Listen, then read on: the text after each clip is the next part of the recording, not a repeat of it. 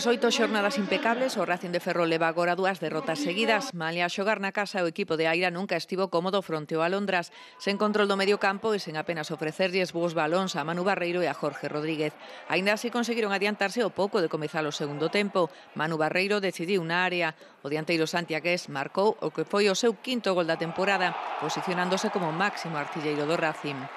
Pero o Alondras nunca perdeu solidez e fe nas súas ideas e acabaría remontando. No minuto 73, Andrés non desperdiciou o corredor baleiro que atopou para entrar na área local e acadar o gol do empate. O técnico José Manuel Aira lamentaría os graves erros defensivos do seu equipo neste e no seguinte gol do Alondras, o que chegou no minuto 79 tras unha falta colgada á área. Dous atacantes chegan a tocar o balón antes da saída en falso do porteiro e de que o balón caera aos pés de Fernando para darlle a opción ben aproveitada de decidir o partido.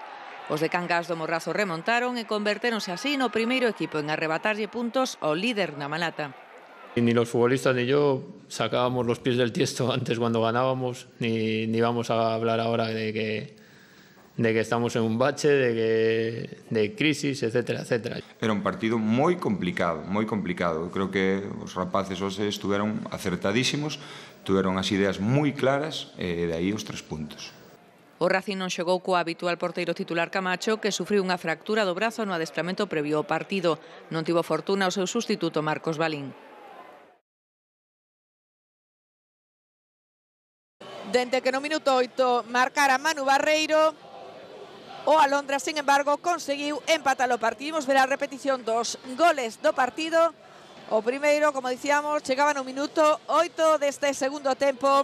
Unha boa acción protagonizada por Manu Barreiro na área, que ben se revolve o xogador santiagués, o dianteiro santiagués, en pouco espazo para conseguir crear ese disparo, ese oco no que conseguiu bater a Nando, o porteiro da Alondra. Sucedía no minuto 8 e durante 20 minutos o marcador estivo a favor do Racing de Ferrol, que buscou engordar esa vantaxe. Malia todo, que sorprendeu foi o Alondras con esta chegada por detrás de Andrés. Chegaba en solitario a área que defende Marcos Balín e batía hoxe a Marcos Balín, hoxe porteiro titular do Racing de Ferrol. Marcaba Andrés no minuto 28 deste segundo tempo, o empate a un gol, e no 34 chegaría o gol do triunfo definitivo do conxunto de Cangas do Morrazo. Marcaba Fernando tras un saque de esquina no que tan só había 4 xogadores de Alondras con opcións para rematar na área que defendía o Racing. Conseguían finalmente acadar ese tanto no que chegaba a 10 minutos do final e que lle daba os 3 puntos o Alondras, primeira derrota da temporada no